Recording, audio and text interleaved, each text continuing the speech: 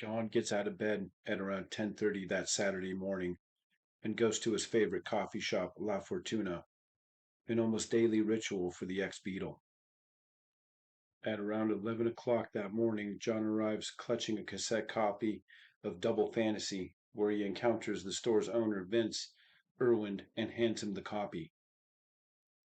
Jokingly, Vincent asks John why he bothered to make a comeback. Surely he didn't need the money.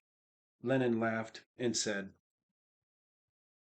I'd swore that I'd look after Sean until he was 5, and now he's 5 and I feel like going back to music.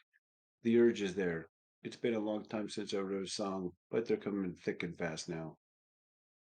At 6 p.m. that night, John and Yoko start their 2-hour interview, hosted by Andy Peebles at BBC Radio 1 in New York City, not far from the Dakota.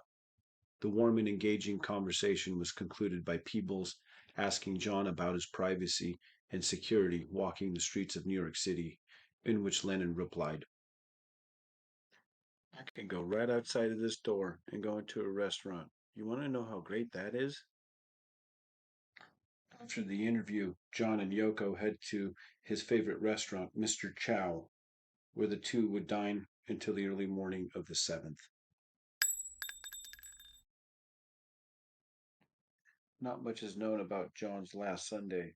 It is presumed that after a long week of work, the Lennons were exhausted and needed some alone time together with their child Sean.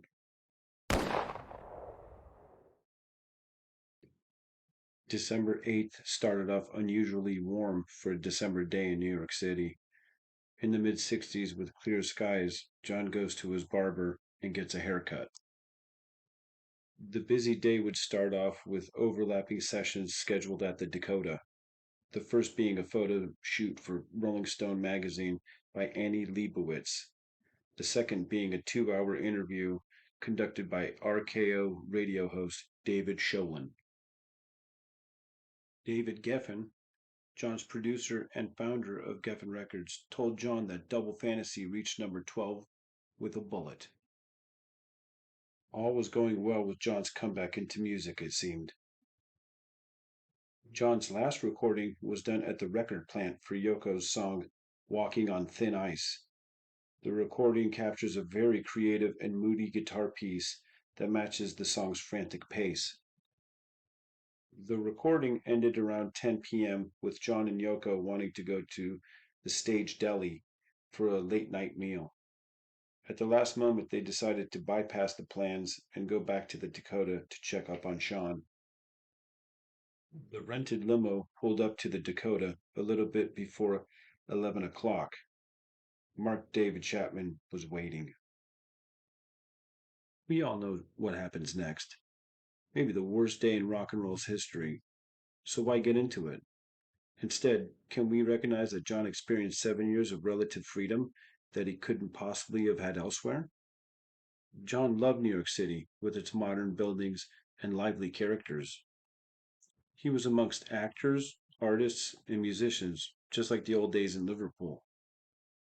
His time in New York City was perhaps the best time of his life, Beatlemania included. He formed true relationships with people, like Paul Goresh, who was his official, unofficial photographer, and Vincent Irwin, who owned the coffee shop he would frequent. New York City was the place where John came to terms with his alcohol and drug dependencies, enjoying sobriety for the first time since high school. New York City didn't kill John. It saved him.